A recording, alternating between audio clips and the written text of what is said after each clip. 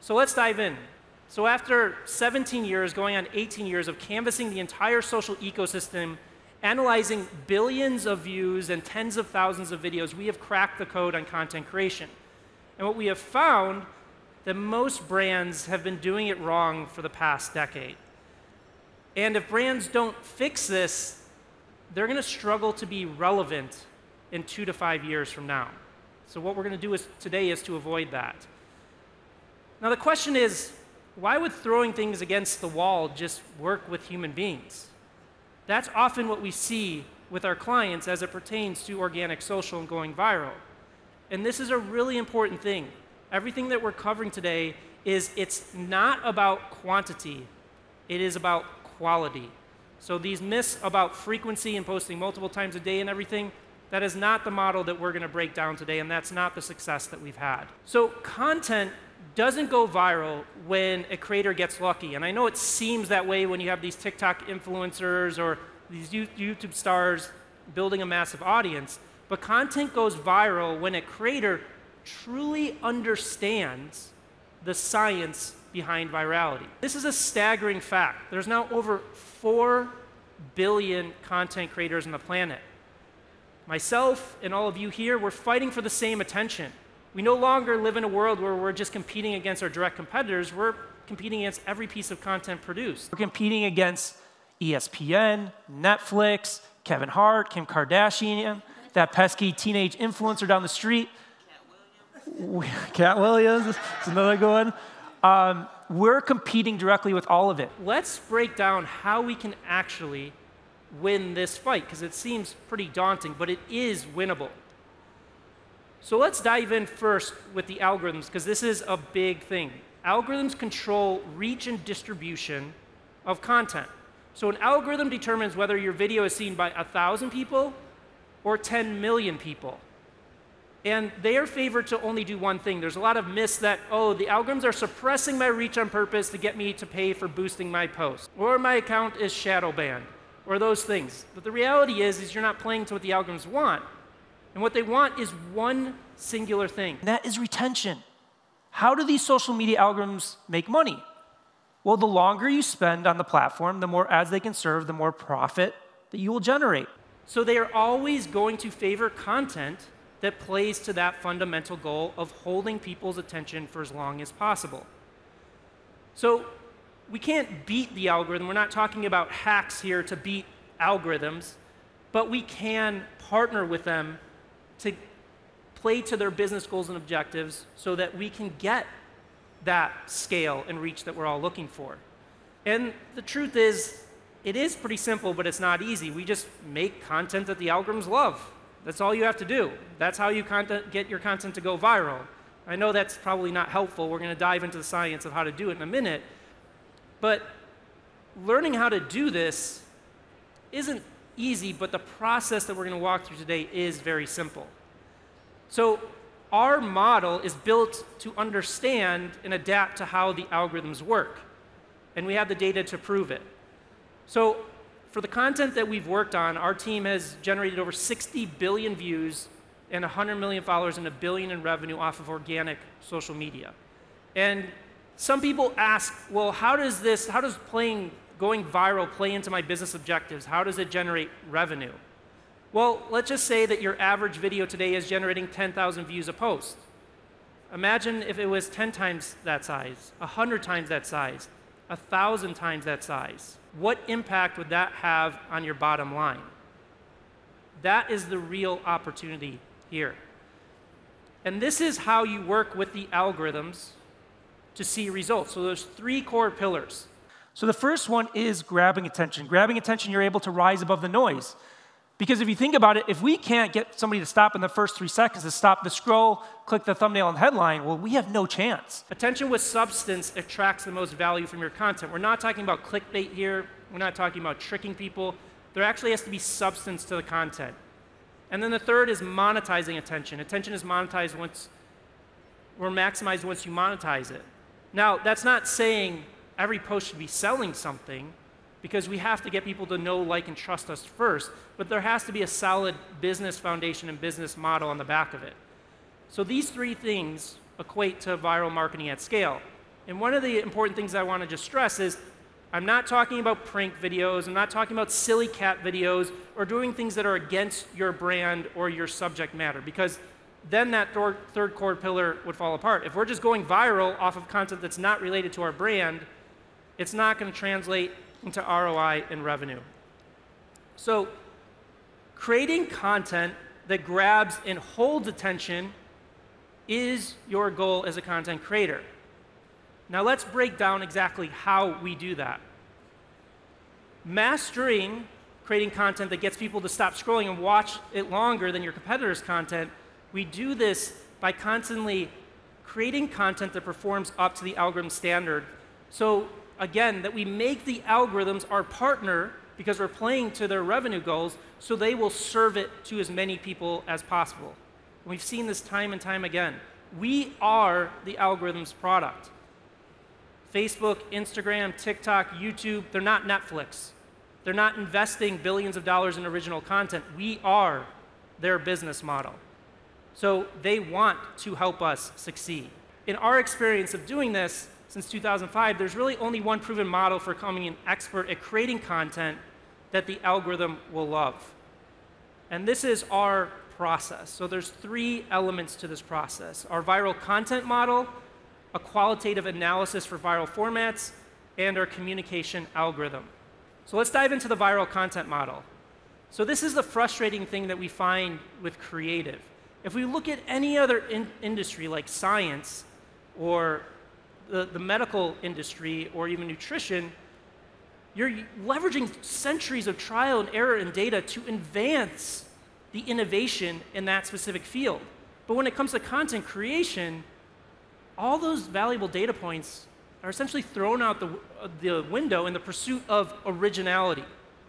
Why? Because most people think that originality overcomes functionality and performance, and it just doesn't. You do not have to be extremely original as we go into this.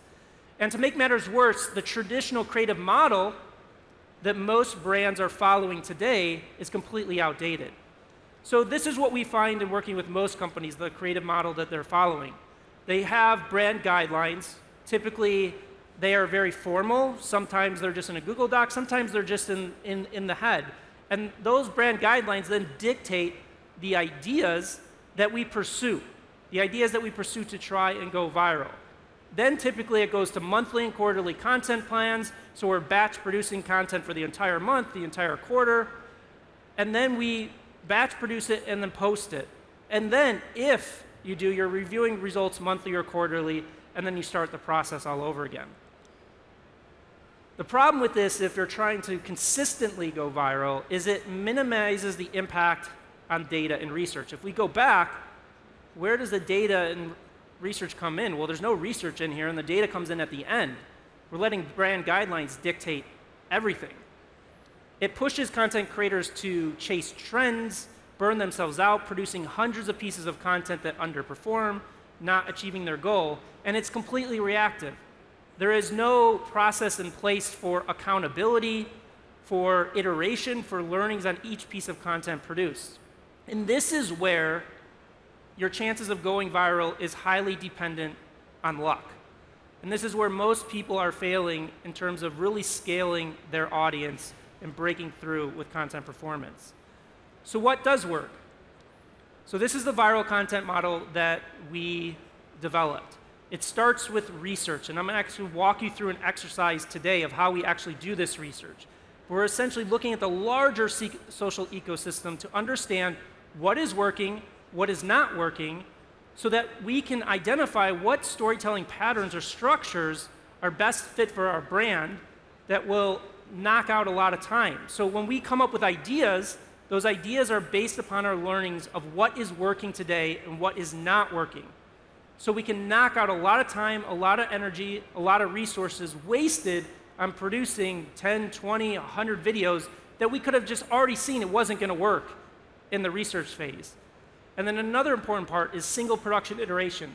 This means we produce a single piece of content at a time. Why do we do this? Because we want to review the granular results. We want to understand in our research, did we understand what was working? Did we live up to what the research told us? Because if you follow this model, your content will not work for only two reasons. One, in the research, you paid attention to the wrong things. Or two, you just didn't execute the things properly in what the research showed. And again, I'm going to break down what this means in terms of research in a little bit. So why this works, as I mentioned, the foundation is based upon research. It's not about our affinities as creators of what we want to do. Obviously, we need to be passionate about the content we're creating, but we're letting the data and the research guide us on what is the best way to express the message that we want to share with the world. It provides a data-backed competitive analysis that is required for consistent content breakthroughs, and it avoids this common boardroom conversation that we see all the time is we have really smart people, we have a lot of great ideas, but nothing's breaking through. What is wrong?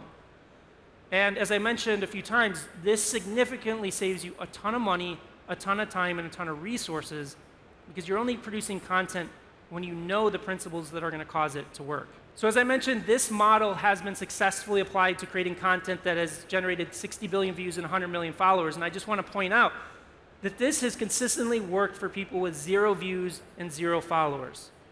It's worked with major brands and celebrities as well, but you don't have to be a major celebrity, a brand, a notable figure in order for this to work. So that's the massive opportunity for all of us today. So now I'm going to dive into our qualitative analysis of viral formats. And what I want to do is define the difference between a trend and a format, because I'm sure a lot of people in this room have heard the word trend. So a trend is a post or a topic or an idea that's hyped or popularized for a limited period of time. So it has a limited shelf life. Versus a format is a storytelling structure that is designed to work for any subject matter, and it can last for years or decades. So I started my career in the film industry, and if you think about any movie, it uses the same 3-act structure. Doesn't matter the genre, action, horror, comedy, drama, sci-fi, the past 80 years has been using this same format to create content. So if you think about Steven Spielberg, when he's making a movie, he's not reinventing the 3-act structure, because if he did, he wouldn't be a master storyteller. So this is the simple truth about going viral. It's mastering a single format. Going viral isn't about producing as much content as possible, the right hashtags, the time of day, how many times a day you post. It's about focusing your time and energy and resources on becoming world-class at executing a single top-performing format. And you see this across the board with the top influencers and content creators on the planet. If you look at a Mr. Beast, a Vox, a Vice Magazine, any of these companies, they have mastered their format, and they keep using it year after year after year, because that allows them to become a world-class storyteller. Let's dive into our research and qualitative analysis. So one of the big mistakes that we see people doing is they're focused just on the quantitative, meaning over the past decades, brands just really look at their views, their likes, their shares, but that's simply not enough because it tells you whether something has worked or hasn't worked, but it doesn't tell you why. And that's what our process does, is the why behind it. So at Hookpoint, we have a whole team of researchers, and all we do on this research team is we research top-performing formats to glean these qualitative insights so that our clients can have the consistent results, breakthrough results. So we're going to actually do this. We're going to break this down so you can actually visually see this. So there's hundreds of formats out there. Our team's probably done analysis of 150 different formats at this point. It takes us about 2 days to do this process. So this is an example of a format. It's called the visual metaphor format. So in this visual metaphor format, there's 3 major elements. There's an abstract or complex topic. There's a visual representation of the topic with physical objects. And then there's a verbal explanation of the topic. So we're going to watch a video from Dr. Julie Smith. This generated 9.3 million views. And this is on TikTok. So if you think TikTok is just about teenage influencers dancing, this is a clinical psychologist killing it on TikTok. So let's watch an example of the visual metaphor format. Don't make this mistake when you're working on your own happiness. Imagine this is you, and this is your life. But like most people's lives, there are problems that can make it toxic. If a fish is living in a toxic environment, eventually it gets sick. So you take her out of the dirty water and put her in a new tank for a while. Kind of like how you take a break, you go on holiday for a few weeks into a new environment, and it helps. Everything gets better and feels great for a while until you return and go right back to that toxic situation again. And it doesn't matter how clean the water was on your break or how refreshed you feel. Eventually, you will get sick again. If you want to thrive in the long term, you have to focus on cleaning up the environment that is affecting you every day. I'm a psychologist, follow for more. So again, this is an example of a storytelling format, visual metaphors, and there's hundreds of these formats across each platform. So she's using an abstract or complex topic, she's using a visual representation of that topic with physical objects, and then she's explaining it. But now we're going to do a fun little quiz exercise here.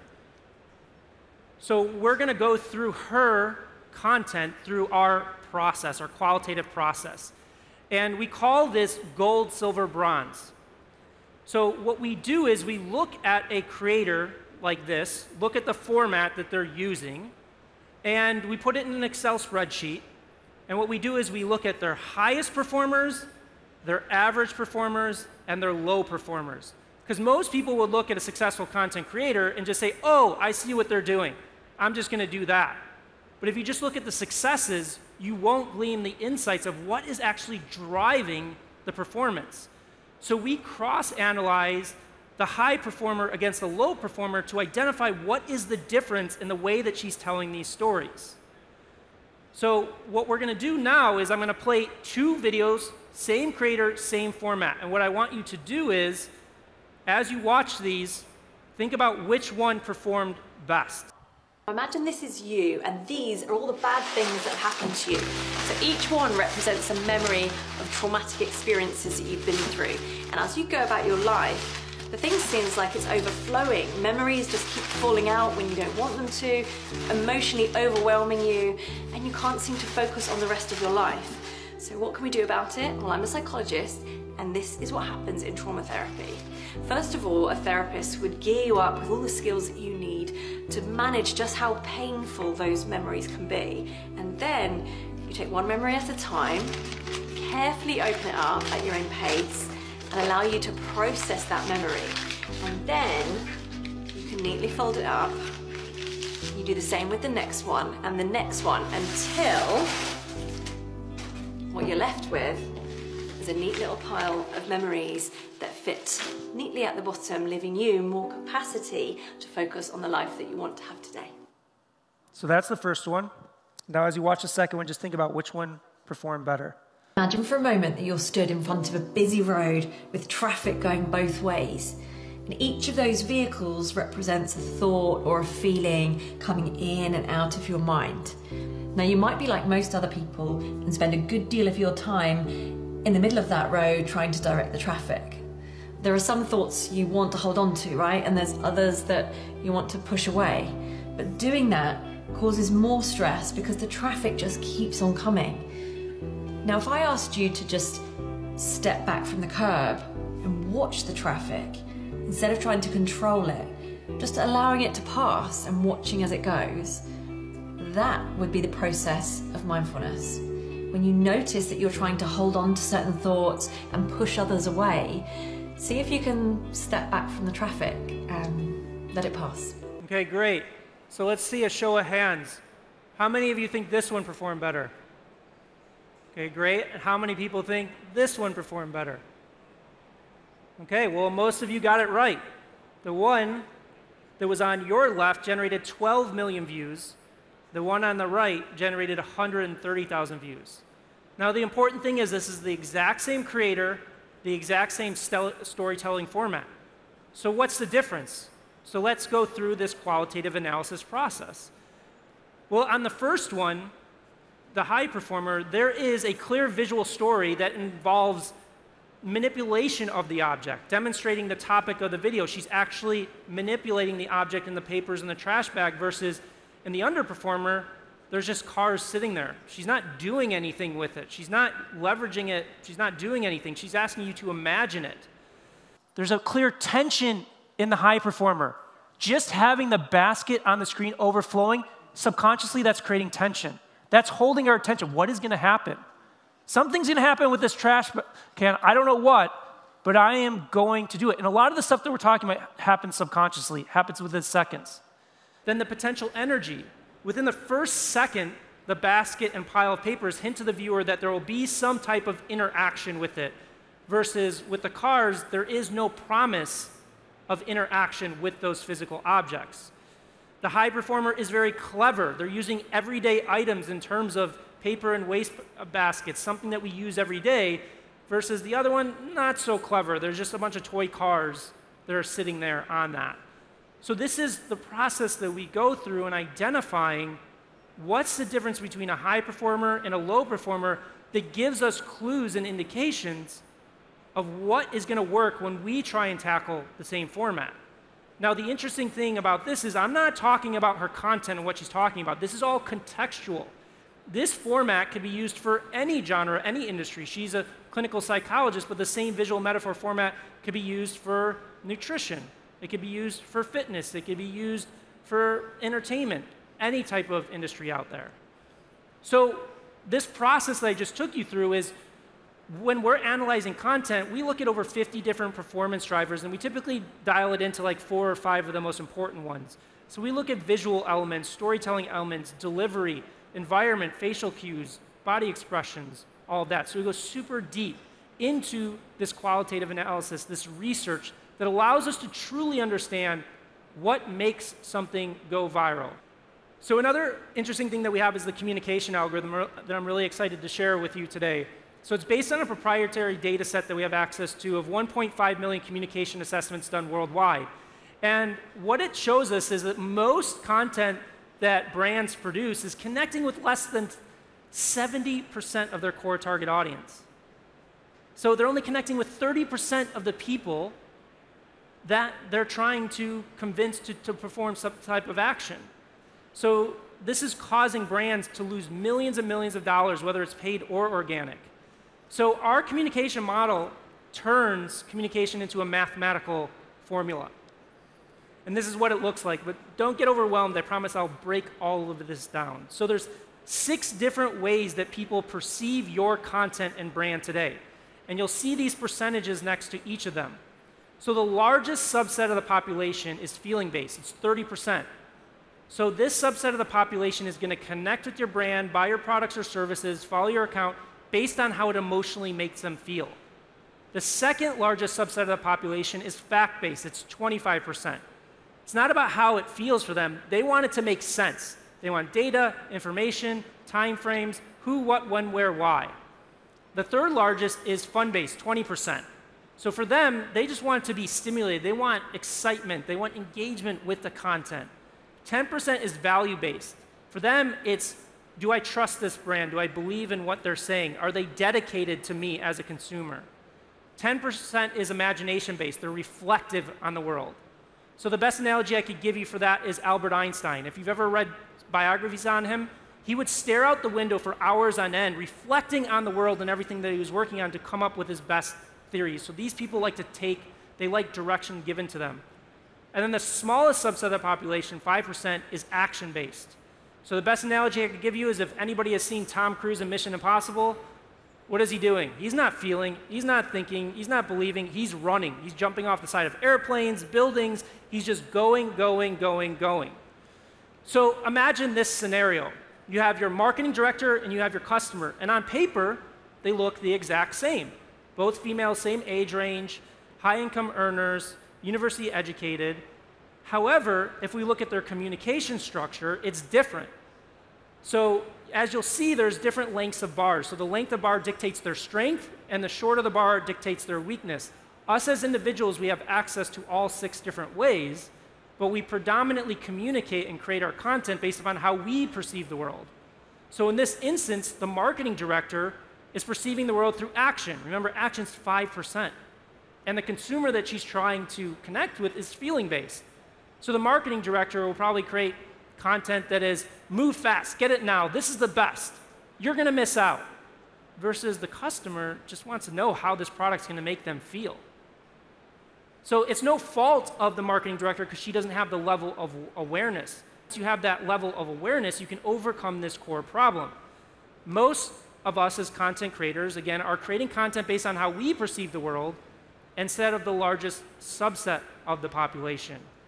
As a result, we're typically alienating a significant percentage of our core customer base by communicating just in the way that we like to communicate. Because the goal is, how do we take it from imbalanced communication to balanced communication? Now, if you want to do a fun little homework, Pixar uses this in all their movies. They don't talk about it. So if you watch one of their movies, for example, Inside Out, with the characters in the girl's head, they have designed a character for each different way that people perceive the world. And that is one of the reasons that Pixar is so successful. Because you go into a Pixar movie and there's such a diverse audience there. So having this level of balance in your communication, your content, allows you to go back to where we started of grabbing attention, holding attention, and monetizing attention with clarity, purpose, and intent. So just some quick case studies as we wrap up here to give you an example. As I mentioned, this works with people that have no social media experience. So we worked with a leather craftsman, no social media experience, 2,000 followers on TikTok, and we took him through this process of doing the research, understanding what would be the best format for him, and we designed a format with him called Is It Worth It? So he was a leather craftsman, very niche, multi-generational, and in this format, what we did is, again, it's called Is It Worth It? He would buy a 500 Chanel handbag or a Prada handbag, and he would deconstruct it on screen and tell you whether it was worth the money that you paid for it. This simple format took him, now he's over 850,000 followers on TikTok. He's probably going to hit 1 million in like 2 months. But it also was a massive translator into revenue. So he did no CTAs in any of his content. He just had a link in his bio, and from that link, he started generating 100,000 organic visitors a month, sold out all of his inventory, and it was so successful that he actually created a subsequent business out of it. So again, you don't have to have the experience, you just have to understand and follow this process. A vitamin supplement company that we worked with took them through the same process, took one of their business lines from 10,000 a month to 8 million. Brand new YouTube channel, one of the first videos generated 10 million views. Instagram followers exploded, and the most important thing is their revenue increased by over 30%. So this is what we covered today as a wrap-up. Creating content isn't luck. It is a science. We talked about understanding how the social media algorithms work, how to make content that the algorithms will love. We talked about a simple truth to consistently going viral, mastering a single format, and we broke down our hook point viral content model. So again, content does not go viral when a creator gets lucky. Content goes viral when the creator understands the science behind virality. So that's all I got for you today. If you guys want to shoot the QR code, I'll move out of the way, and you can get access to the slides that we went over today.